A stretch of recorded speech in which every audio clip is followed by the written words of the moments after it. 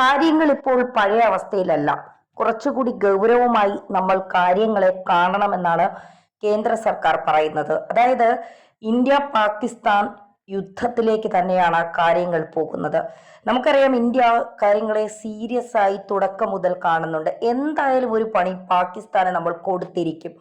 അത് ഇനി ആരൊക്കെ എവിടെയൊക്കെ കിടന്ന് ഇന്ത്യൻ സർക്കാരിനെതിരെ ചിലച്ചാലും ആരോപണം ഉണ്ടാക്കിയാലും ഇന്ത്യ എന്ത് ചെയ്യുന്നു, മോദി എന്ത് ചെയ്തുകൊണ്ടിരിക്കുന്നു എന്ന് ചോദിച്ചാലും പണി കൊടുക്കുമെന്ന് പറഞ്ഞാൽ അവന്മാരിയ്ക്കുന്നിടത്ത് പോയി നമ്മൾ പണിഞ്ഞിട്ട് വരും എന്നുള്ള കാര്യത്തിൽ ഒരു സംശയവും വേണ്ട. കാരണം നമ്മുടെ BSF ജവാനെ പിടിച്ചോണ്ട് പോയി വിലപേശി ഡിമാൻഡ് വെക്കാമെന്ന് കരുതിയ പാകിസ്ഥാന് പാലം വെള്ളത്തിൽ ഇന്ത്യൻ സൈന്യം പണി കൊടുത്തു. നമ്മുടെ BSF ടീം ചെന്ന് അവന്മാരുടെ അതിർത്തി കടന്ന്, അതായത് പാക് തെമ്മാടികളുടെ അതിർത്തി കടന്ന് നമ്മൾ പാക് തെമ്മാടികളുടെ പട്ടാള ക്യാമ്പിൽ ചെന്നാണ് നമ്മുടെ BSF സൈന്യം നമ്മുടെ ജവാനെ കൊണ്ടുപോയതിന് പകരം ഒരു പാകിസ്ഥാൻ തെമ്മാടിയെ പിടിച്ചുകൊണ്ട് വന്നത് എന്നുള്ളതാണ്. അത്ര ധൈര്യമുണ്ട് നമ്മുടെ ജവാന്മാർക്ക് എന്നുള്ളതാണ്. എന്നിരുന്നാലും സംഘർഷാവസ്ഥ കണക്കിലെടുത്ത് സംസ്ഥാനങ്ങൾക്ക് ഇന്ത്യ ചില മുന്നറിയിപ്പുകൾ കൊടുക്കുന്നുണ്ട്. അത് ശ്രദ്ധാപൂർവം നിങ്ങൾ കേൾക്കണം, അത് മനസ്സിലാക്കണം. കാരണം ഇന്ത്യയുടെ കരുത്തെന്ന് പറയുന്നത് 148 കോടി ജനങ്ങളാണ്. ആ ജനങ്ങളാണ് ഇന്ത്യയുടെ എല്ലാം എല്ലാം എന്ന് പറയുന്നത്. അതുകൊണ്ട് നിങ്ങളാണ് ഞങ്ങളുടെ ഊർജവും ധൈര്യവും എല്ലാം നിങ്ങളാണ്. അപ്പോൾ നിങ്ങൾ ഞങ്ങൾക്കൊപ്പം ഉണ്ടെങ്കിൽ മാത്രമേ ഞങ്ങൾക്ക് വീറോടെ പോരാടാൻ കഴിയൂ എന്നാണ് ഇന്ത്യൻ സൈന്യവും കേന്ദ്ര സർക്കാരും ഇന്ത്യൻ സർക്കാരും പറയുന്നത്. അപ്പോൾ അവർ പറയുന്ന കാര്യങ്ങൾ കൃത്യമായി നമ്മളത് മനസ്സിലാക്കുക തന്നെ വേണമെന്നുള്ളതാണ്.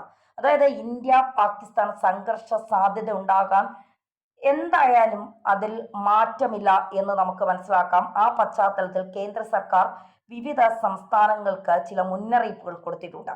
അടിയന്തര സാഹചര്യങ്ങൾ നേരിടാൻ പൊതുജനങ്ങൾക്ക് പരിശീലനം നൽകാനും സംസ്ഥാനങ്ങൾ മോക്ക് ഡ്രില്ലുകൾ നടത്താനുമാണ് കേന്ദ്ര ആഭ്യന്തര മന്ത്രാലയം നിർദ്ദേശം നൽകിയിരിക്കുന്നത്.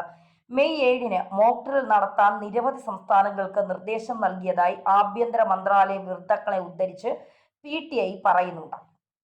1971-ൽ ഇന്ത്യ പാകിസ്ഥാൻ യുദ്ധത്തിന് മുൻപ് ഇത്തരം കാര്യങ്ങൾ നമ്മൾ നടത്തിയിരുന്നതാണ്. വ്യോമാക്രമണ മുന്നറിയിപ്പ്, സൈറനുകളുടെ പ്രവർത്തനക്ഷമത സംബന്ധിച്ച് മോക്ക് ഡ്രിൽ നടത്തണം.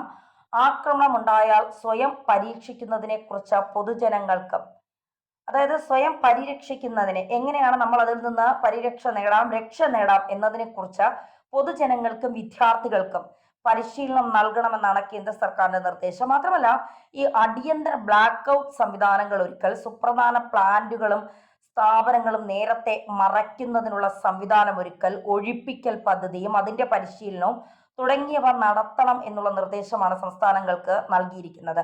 വ്യോമാക്രമണ മുന്നറിയിപ്പ് സൈറനുകൾ ആഭ്യന്തര മന്ത്രാലയത്തിൽ സ്ഥാപിക്കാനാണ് പ്രധാന നിർദ്ദേശം.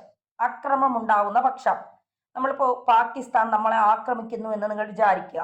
ആ ആക്രമണം ഉണ്ടാകുന്ന പക്ഷം സ്വയം രക്ഷ ഉറപ്പുവരുത്തുന്നതിനായി പൊതുജനങ്ങളും വിദ്യാർത്ഥികളും ഉൾപ്പെടെ സ്വീകരിക്കേണ്ട നടപടികളെ കുറിച്ച് അവർക്ക് തന്നെ പരിശീലനം നൽകണം. എന്നാൽ മാത്രമേ രക്ഷ നേടാൻ നമുക്ക് കഴിയുകയുള്ളൂ. എന്തെങ്കിലും തരത്തിലുള്ള അടിയന്തര സാഹചര്യങ്ങൾ ഉണ്ടായാൽ അപ്പോൾ സ്വീകരിക്കേണ്ട നടപടികളെ കുറിച്ചും പരിശീലനം നൽകാൻ കേന്ദ്ര സർക്കാർ സംസ്ഥാന സർക്കാരുകളോട് പറഞ്ഞിട്ടുണ്ട്.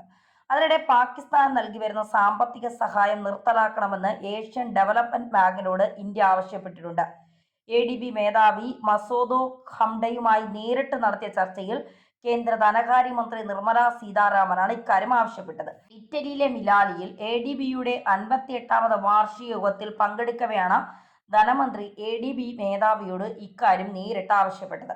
2024 കണക്കുകൾ പ്രകാരം 53 വായ്പകളും 3 ഗ്രാന്റുകളും അടക്കം $9.1 മില്യൺ പാകിസ്ഥാൻ ADBയിൽ നിന്ന് വാങ്ങിയിട്ടുള്ളത്.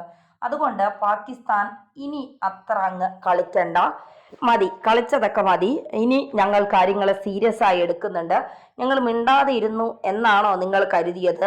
അതൊക്കെ ഇവിടത്തെ കുറെ പാക് സ്നേഹികളൊക്കെ പറഞ്ഞുകൊണ്ട് നടക്കും, നമ്മളൊന്നും ചെയ്യില്ല, പിന്നെ തിരിച്ചടിക്കാതിരുന്നാൽ അവരിനി ഒന്നും ചെയ്യാൻ പോകുന്നില്ല, നമ്മൾ ഇവരെ തൊട്ട് കഴിഞ്ഞാൽ അവിടുത്തെ സിവിലിയൻസിനെ അത് ബാധിക്കും, ഇവിടുത്തെ നിരപരാധികളെ കൊന്നാലൊന്നും കുഴപ്പമൊന്നുമില്ല, ഒരു സാരവുമില്ല, അവരെന്തോ ചെയ്തുകൊണ്ട് പോട്ടെ, നമ്മളത് നോക്കണ്ട എന്നൊക്കെ ഇന്ത്യ അങ്ങ് കരുതുമെന്ന് കരുതി. ഇന്ത്യക്ക് ഒരു കാവൽക്കാരനുണ്ട്. അത് ആവർത്തിച്ച് ഞങ്ങൾ പറയുകയാണ് പാകിസ്ഥാനോട്. ഇന്ത്യയുടെ കാവൽക്കാരന്റെ പേര് നരേന്ദ്ര ദാമോദർ ദാസ് മോദി എന്നാണ്. അദ്ദേഹം ഇങ്ങനെ ഇരിക്കും, ഇങ്ങനെ നോക്കിയിരിക്കും എന്താണ് അടുത്ത് സംഭവിക്കാൻ പോകുന്നത്, പറയാനുള്ളതൊക്കെ പറയട്ടെ. ഈ കടിക്കും പട്ടി കുരയ്ക്കില്ല എന്ന് പറയുന്നത് പോലെ ഇവന്മാരൊക്കെ കുരയ്ക്കട്ടെ, കുരച്ച് ഏതുവരെ ഈ കുരപ്പ് പോകുമെന്നുള്ളത് നമുക്കറിയാലോ. കുരച്ച് തീരുമ്പോൾ വാ കഴിക്കുന്നൊരു സമയം വരുള്ളൂ. അപ്പോൾ അണ്ണാക്കിലോട്ട് മിസൈൽ അയച്ച് ഇവന്മാരുടെ പരിപാടി അങ്ങ് തീർത്ത് കളയാം. ഒരു തരത്തിലും പിന്നെ എണീച്ച് വരാത്ത രീതിയിൽ പാകിസ്ഥാനെ അങ്ങ് ഹൂറികളുടെ അടുത്തേക്ക് നമുക്ക് അയക്കാം എന്ന് ഇന്ത്യൻ സർക്കാർ അങ്ങ് തീരുമാനിച്ചിട്ടുണ്ട്. അതുകൊണ്ട് തന്നെയാണ് ഇന്ത്യ ഇനി അടിക്കുമ്പോൾ ചെറുതായല്ല, അതായത് തീവ്രവാദികളുടെ താവളം നോക്കി അടിക്കാം എന്ന് ഇനി ഇന്ത്യ തീരുമാനിക്കുന്നില്ല.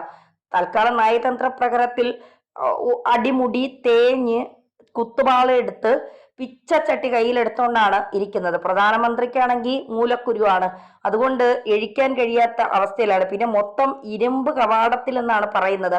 അസീം മുനീർ മുങ്ങിയോ അതോ ഇന്ത്യൻ ജയിലിലാണോ എന്നുള്ളത് ഇപ്പോഴും അറിയില്ല. അത് ഇനി ഇന്ത്യ ഒരു യുദ്ധമൊക്കെ നേരിട്ട് കഴിഞ്ഞതിന് ശേഷം അറിയാൻ കഴിയും.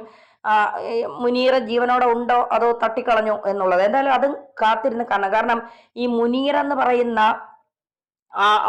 പാക് സൈനിക മേധാവി, അതായത് മതം തലയ്ക്ക് പിടിച്ച ഒരു മതപിശാജ്, അത് ഖുറാൻ മുഴുവൻ വായിച്ച് പഠിച്ച് അത് നല്ല കാര്യത്തിനല്ല ഉപയോഗിക്കുന്നത്, അത് അവിടുത്തെ യുവാക്കളുടെ മനസ്സിൽ വിഷം കുത്തിവെച്ച് ഇന്ത്യ നമ്മുടെ ശത്രുരാജ്യമാണ്, അതുകൊണ്ട് ഇന്ത്യ എങ്ങനെ തകർക്കാം എന്നതിനെക്കുറിച്ച് നമുക്ക് പഠിക്കാം എന്നും പറഞ്ഞുകൊണ്ട് വിദേശത്തുനിന്ന് വരെ തീവ്രവാദികളെ സ്വന്തം രാജ്യത്ത് വരുത്തി തീവ്രവാദ പരിശീലനം നൽകുന്നവനാണ് ഈ മതപണ്ഡിതൻ എന്ന് പറയുന്ന മതവിശ്വ പണ്ഡിതനായ ഈ അസീം മുനീർ എന്ന് പറയുന്ന പട്ടാള മേധാവി. ഈ നമ്മുടെ സിരകളിൽ ഒഴുകുന്ന കശ്മീർ എന്ന് പറഞ്ഞതിന് ശേഷം പിന്നെ അയാളെ കണ്ടു കിട്ടാനില്ല എന്നാണ് പറയുന്നത്. മുങ്ങിയോ അതോ ഇന്ത്യ മുക്കിയോ എന്നൊക്കെയുള്ളത് നമ്മൾ കണ്ടു തന്നെ അറിയണം. എന്തായാലും ഈ അടിയന്തര സാഹചര്യത്തെ നമ്മൾ കൃത്യമായി നേരിടാൻ പഠിക്കണം. അത് നിങ്ങൾ കൃത്യമായി സംസ്ഥാനങ്ങൾ അവിടുത്തെ ജനങ്ങൾക്ക്, ഈ കേന്ദ്ര സർക്കാർ പറയുന്ന ഈ സംഘർഷ മേഖലയ്ക്ക് അടുത്തുള്ള പ്രദേശങ്ങളിലെ ജനങ്ങൾക്ക് അത് കൃത്യമായി പരിശീലനം നൽകണം. അവർക്കൊരു പോറൽ പോലും ഏൽക്കരുത്. അവർ നമ്മുടെ സഹോദരങ്ങളാണ്, നമ്മുടെ രാജ്യത്തുള്ളവരാണ്. അവർക്കൊരു തരത്തിലുള്ള ബുദ്ധിമുട്ടുണ്ടാകാതിരിക്കാനുള്ള എല്ലാ പരിശീലനവും അവർക്ക് നൽകണം. പ്രത്യേകിച്ച് വിദ്യാർത്ഥികൾക്ക് എല്ലാ ചെറുത്തുനിൽപ്പിനുമുള്ള കാര്യങ്ങൾ അവർക്ക് ഒരുക്കി കൊടുക്കണം എന്നാണ് ഇന്ത്യ പറയുന്നത്. ആ നിർദ്ദേശങ്ങളൊക്കെ കൃത്യമായി പാലിക്കാൻ തുടങ്ങിയിട്ടുണ്ട്. മെയ് 7-ന് അത് തുടങ്ങും. ധനകാര്യമന്ത്രി ഈ വായ്പ കൊടുക്കുന്നത് ബാങ്കിനോടൊക്കെ പറഞ്ഞിട്ടുണ്ട്. പാകിസ്ഥാൻ ഒരു രൂപ പോലും ഇനി കൊടുത്തു പോരുത്. അപ്പോൾ യുദ്ധത്തിന്റെ ആവശ്യമില്ല, അല്ലാതെ തന്നെ അവന്മാര് ഇപ്പോഴേ ചത്തു തുടങ്ങിയിരിക്കുന്നു.